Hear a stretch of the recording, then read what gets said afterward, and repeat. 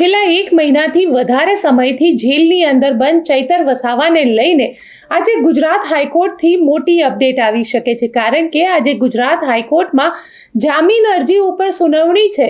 શું છે આખો મામલો, કેમ ચૈતર વસાવાને જેલમાં જવું પડ્યું હતું, અને જ્યારે ચૈતર વસાવા જેલમાં હતા ત્યારે અરવિંદ કેજરીવાલ અહીંયા આવ્યા હતા અને અરવિંદ કેજરીવાલે ચૈતર વસાવાને લઈને એ વખતે શું કહ્યું હતું, જાણીશું આ રિપોર્ટમાં. નમસ્કાર, હું છું ગોપી ઘાંગર અને આપ જોઈ રહ્યા છો નિર્ભય ન્યૂઝ. ગુજરાત હાઈકોર્ટમાં આજે ચૈતર વસાવાને લઈને મોટી અપડેટ આવી શકે છે, કારણ કે સેશન્સ કોર્ટમાં ચૈતર વસાવાની જામીન અરજી રદ થયા બાદ આજે ગુજરાત હાઈકોર્ટમાં ચૈતર વસાવાની જામીન અરજી ઉપર સુનાવણી હાથ ધરવામાં આવશે. આ પહેલા જ્યારે 12 દિવસ પહેલા સુનાવણી હાથ ધરવામાં આવી હતી ત્યારે સરકારી વકીલ દ્વારા સમય માંગવામાં આવ્યો હતો અને આ સમય બાદ આજે ગુજરાત હાઈકોર્ટની અંદર જામીન અરજી ઉપર સુનાવણી કરવામાં આવશે. જામીન અરજીમાં જોવામાં આવશે કે શું કયા એવિડન્સ જે છે અને સરકારી વકીલ તેના ઉપર શું આર્ગ્યુમેન્ટ્સ કરે છે તેની પણ અપડેટ અમે તમને આપતા રહીશું. પરંતુ આજે ચૈતર વસાવાને લઈને મોટા સમાચાર આવી શકે છે, કારણ કે છેલ્લા ઘણા વખતથી ચૈતર વસાવા જેલની અંદર બંધ છે. આ આખો મામલો ડેડિયાપાડાની અંદર તાલુકા પંચાયતની ઓફિસમાં મીટિંગનો હતો અને ત્યાં આગળ ભારતીય જનતા પાર્ટીના નેતાએ ચૈતર વસાવા ઉપર આરોપ લગાવ્યો હતો કે કાચનો ગ્લાસ છૂટો મારીને ચૈતર વસાવા તેમની હત્યાનો પ્રયત્ન કરવા માંગતા હતા અને આ પ્રકારના આરોપ લાગ્યા બાદ ચૈતર વસાવાની ધરપકડ કરવામાં આવી હતી. પોલીસ સાથે પણ ખૂબ ઘર્ષણ થયું હતું અને ત્યારબાદ બીજે દિવસે જ્યારે કોર્ટમાં રજૂ કરવામાં આવ્યા હતા તો ચૈતર વસાવાને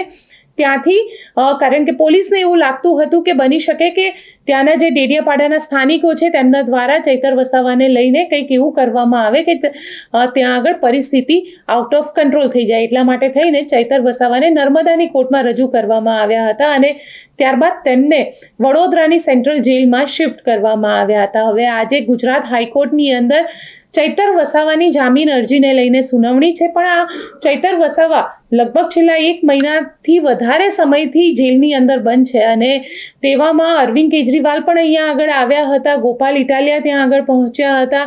તો સાંભળીએ કે જ્યારે અરવિંદ કેજરીવાલ અને ગોપાલ ઇટાલિયા ત્યાં આગળ પહોંચ્યા હતા ત્યારે તેમને શું કહ્યું હતું. ચૈતરભાઈ વસાવા આપણા સૌના નેતા, એમના સમર્થનમાં દૂર દૂરથી પધારેલા આપ સૌ આદિવાસી સમાજના યુવાનો, વડીલો, માતાઓ, બહેનો અને ગામડે ગામડેથી પધારેલા આગેવાનો, સૌને મારા જય આદિવાસી, જય જોહાર. દોસ્તો, આજે આપણે અહીંયા ચૈતરભાઈ વસાવાના સમર્થનમાં એકઠા થવાની ફરજ પડી છે. જે ચૈતરભાઈ વસાવાએ આખા ગુજરાતના યુવાનોને હિંમત આપવાનું કામ કર્યું, જે ચૈતરભાઈ વસાવાએ સડકથી લઈ અને વિધાનસભા સુધી અવાજ ઉઠાવવાનું કામ કર્યું, જે ચૈતરભાઈ વસાવાએ ગામડે ગામડે યુવાનોની ફોજ તૈયાર કરી,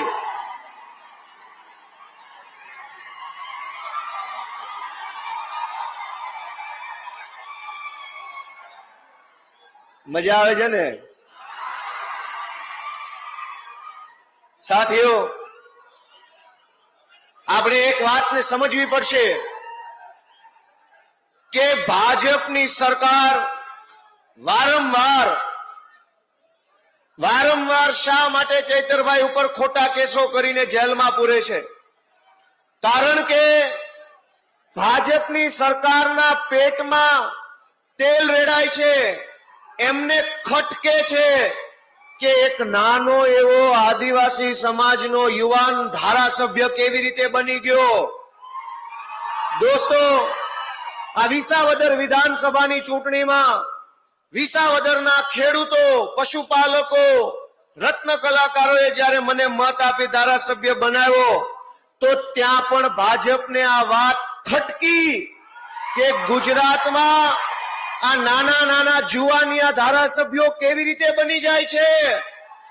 વર્ષો સુધી ભાજપે ગુજરાતમાં એવી રીતે સરકાર ચલાવી કે જે ગુંડા હોય એ ધારાસભ્ય બની શકે, લફંગા હોય એ ધારાસભ્ય બને, 2 નંબરિયા હોય એ ધારાસભ્યો બને, ગુજરાતના ઇતિહાસમાં પહેલી વખત આમ આદમી પાર્ટીના માધ્યમથી અરવિંદ કેજરીવાલજીના નેતૃત્વમાં મારી જેવા, ચૈતરભાઈ જેવા નાના પરિવારના છોકરાઓ ધારાસભ્યો બનવા લાગ્યા છે.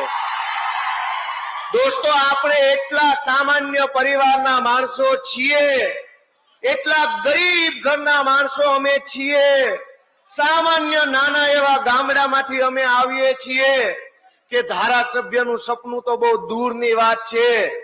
જો આમ આદમી પાર્ટી ન હોય, જો અરવિંદ કેજરીવાલ ન હોય, તો આ ભાજપ ને કોંગ્રેસ વાળા તો અમને તાલુકા પંચાયતનો સભ્ય ન બનવા દે.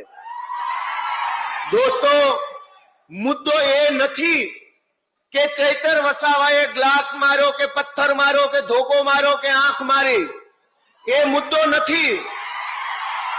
મુદ્દો એ નથી કે ગ્લાસ માર્યો કે નહીં.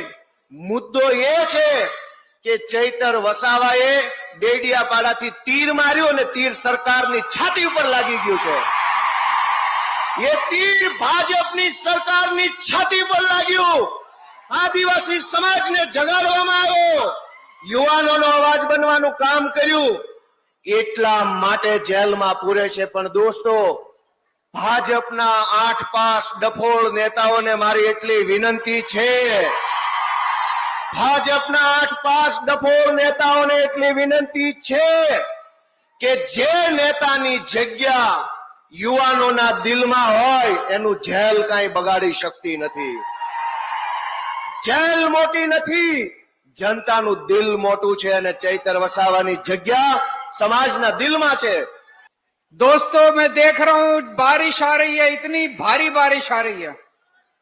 सब लोग छतरी लेके खड़े हैं, अपने सर के ऊपर कुर्सी लेके खड़े हैं.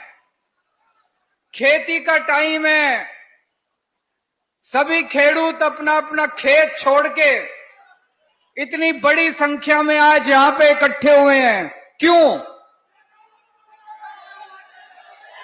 एक बार जोर से नारा लगा दो, जेल के ताले टूटेंगे, जेल के ताले टूटेंगे, जेल के ताले टूटेंगे.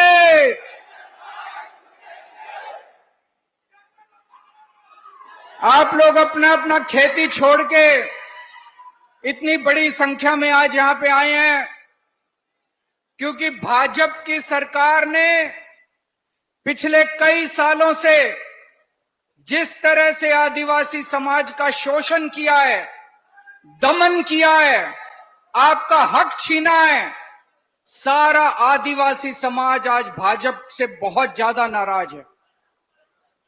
आप लोगों ने इतने सालों में भाजपा के नेताओं को भी वोट दिया, कांग्रेस के नेताओं ने भी वोट दिया, लेकिन किसी ने आप लोगों की आवाज नहीं उठाई. किसी नेता ने आपकी आवाज नहीं उठाई, किसी मंत्री ने आपकी आवाज नहीं उठाई, किसी पार्टी ने आपकी आवाज नहीं उठाई.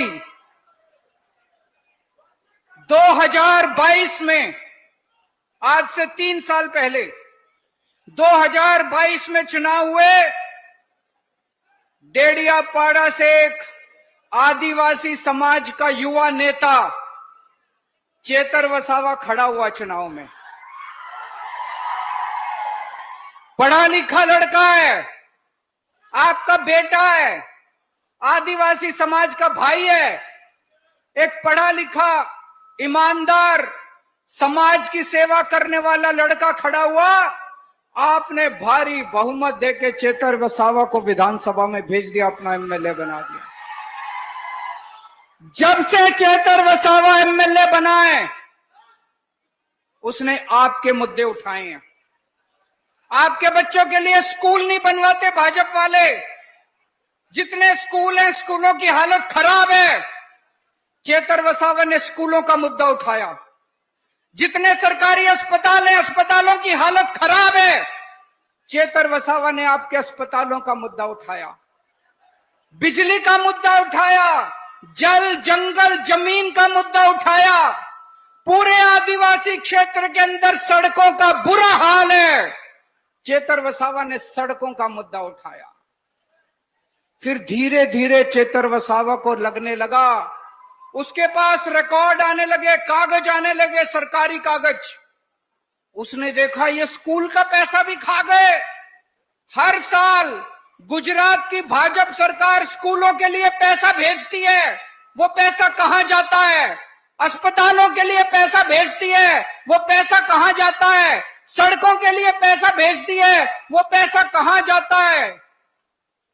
चेतर वसावा ने देख लिया ये सारा पैसा इनकी जेब में जाता है। एक छोटा सा नेता, इनका एक छोटा सा नेता एमएलए बन जाता है। एमएलए बनने के पहले साइकिल पे घूमता है, टूटा फूटा घर होता है। 5 साल के अंदर उसके 10 महल बन जाते हैं, 10 बड़ी बड़ी गाड़ियां आ जाती हैं। कहां से? आपका स्कूल का पैसा चोरी करके, आपके अस्पताल का पैसा चोरी करके, आपके सड़कों का पैसा चोरी करके। चेतर वसावा ने इनकी भ्रष्टाचार की पोल खोलनी चालू कर दी, खूब भ्रष्टाचार उजागर किया इसने। पहली बार आदिवासी समाज की आवाज चेतर वसावा बना। भाजपा को डर लगने लगा कि अगर ये ज्यादा आदिवासी समाज की आवाज उठाएगा तो आदिवासी समाज हमें वोट नहीं देगा। फिर इन्होंने, चेतर वसावा ने देखा कि मनरेगा में आप लोगों को 100 दिन का रोजगार मिलता है, न्यूनतम मजदूरी में मिलता है, मिनिमम वेज में। 100 दिन के लिए कौन रोजगार करने जाता है? गरीब से गरीब आदमी, जिसके घर में 2 जून की रोटी नहीं है, 2 टाइम की रोटी नहीं होती, वही बेचारा मजबूरी में मनरेगा में काम करने जाता है। ये भाजपा वाले इतने गंदे हैं, इतने नीच हैं, ये आपका मनरेगा का पैसा भी खा गए। चेतर वसावा ने मनरेगा के भ्रष्टाचार की पोल खोली। पहले उसने विधानसभा में आवाज उठाई, फिर उसने मीडिया में आवाज उठाई, फिर आके उसने सड़क के ऊपर आवाज उठाई। और इनके मंत्री का इस्तीफा नहीं लिया, लेकिन मंत्री के 2 बेटों को चेतर वसावा ने जेल भिजवा दिया। आज 2,500 करोड़ रुपए, 2,500 करोड़ रुपए का मनरेगा का घोटाला चेतर वसावा ने खोला है, इसलिए जेल भेजा है चेतर वसावा को। चेतर वसावा ने कोई जुर्म नहीं किया, चेतर वसावा ने कोई अपराध नहीं किया, कोई गलत काम नहीं किया। अभी वर्षा बहन ने बताया कि किस तरह से भाजपा के कहने से पुलिस ने सीसीटीवी गायब कर दिया। चेतर वसावा को फंसाया गया है, चेतर वसावा पे झूठा केस किया गया है।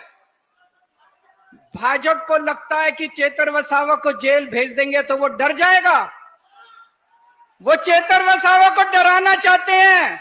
चेतर वसावा तो पता नहीं कितनी बार जेल जा चुका। अरे भाजपा वालों, चेतर वसावा बब्बर शेर है, तुम उसे जेल में भेज कर डरा नहीं सकते। આપને શું લાગે છે કે આજે ગુજરાત હાઈકોર્ટ શું જજમેન્ટ આપશે? મને કોમેન્ટ બોક્સમાં ચોક્કસથી લખીને જણાવજો અને અમારી ચેનલ નિર્ભય ન્યૂઝને લાઇક, શેર અને સબસ્ક્રાઇબ કરવાનું ભૂલશો નહીં. આભાર.